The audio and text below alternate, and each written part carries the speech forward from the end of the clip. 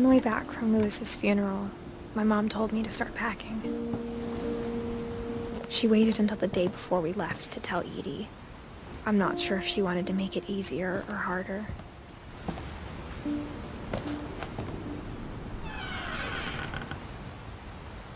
I wish we'd stayed. But I understand why we left.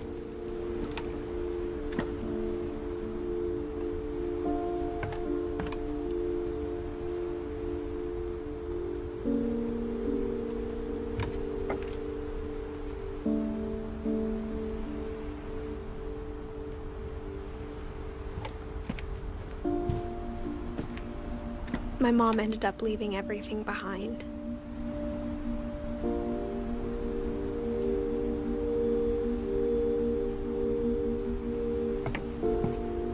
What happened that night had been coming for a long time. Maybe I should have come sooner.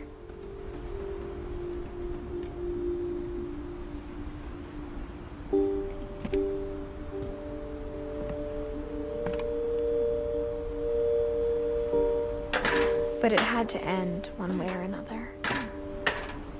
All that's left now is to tell you about that last night.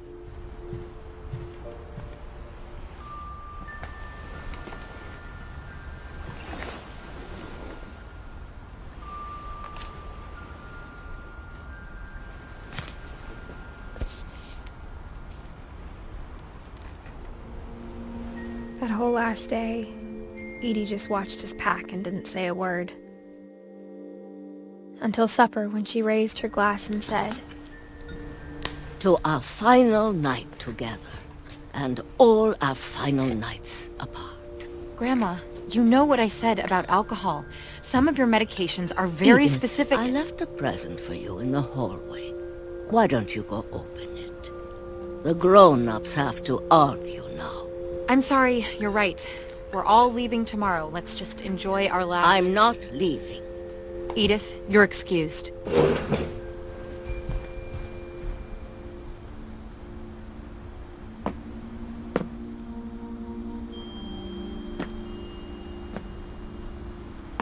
The power had been shut off that morning, but Edie always had plenty of candles.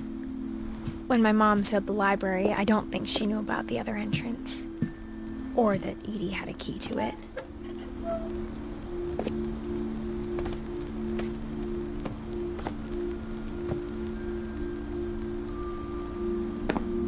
That thing you're afraid of isn't going to end when you leave the house.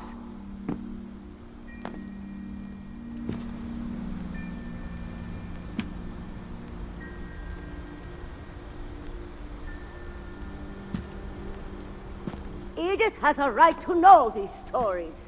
My children are dead because of your stories. I think it's best if Edith and I leave tonight.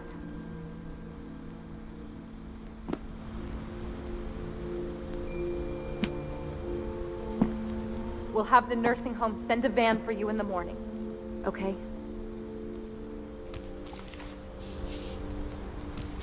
Dear Edith, there's so many stories I wish I could tell you, but there's only time for one. This is about what happened on the night you were born. That night, the tide went way, way out. It was the first and last time I ever saw the old house aground. There'd been an earthquake out in the middle of the ocean. They called it the lowest tide in 1,000 years. God, it smelled awful. You know, I've seen that house every day of my life.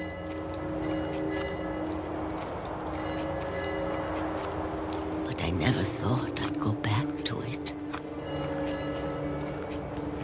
When the fog rolled in, I lost my way.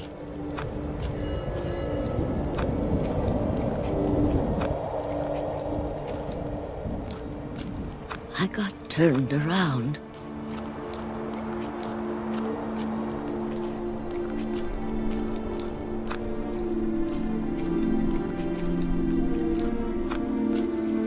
For a while, I wondered.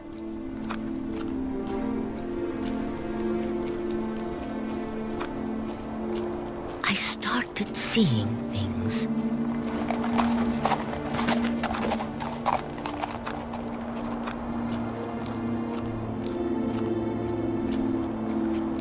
Things I'd forgotten had ever existed.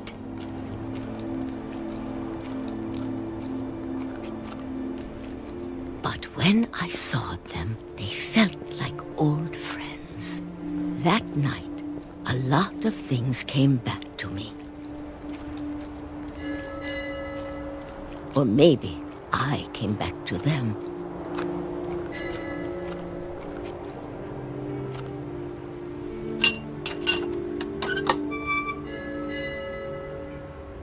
Things I can't explain, but that I need you to try and... Edith, what are you doing in here? It's mine. Edith! Mom, you're gonna rip it! Let go! I kicked and screamed, but Mom dragged me to the car. I never saw Great-Grandma Edie again. The next morning, the van came to pick her up, but she was already gone. After that, we moved around a lot.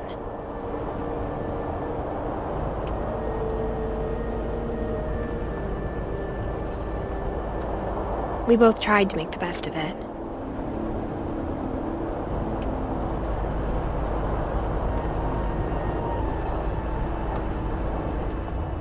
A few years went by.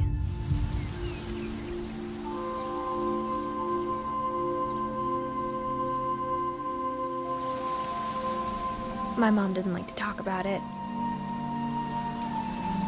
but she started getting sick a lot. The rest happened pretty quickly.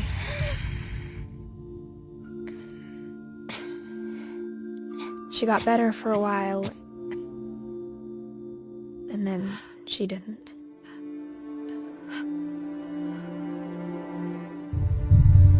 And then I was alone. The last Finch left alive.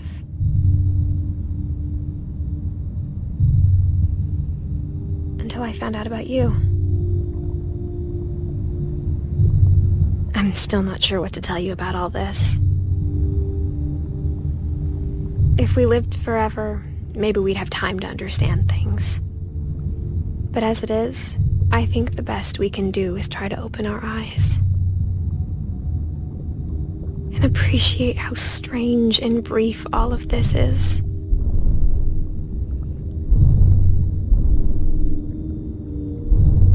This journal was supposed to be for you. But now I hope you'll never see it.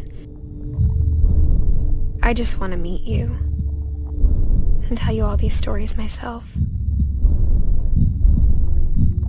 But I guess if you're reading this now, things didn't work out that way.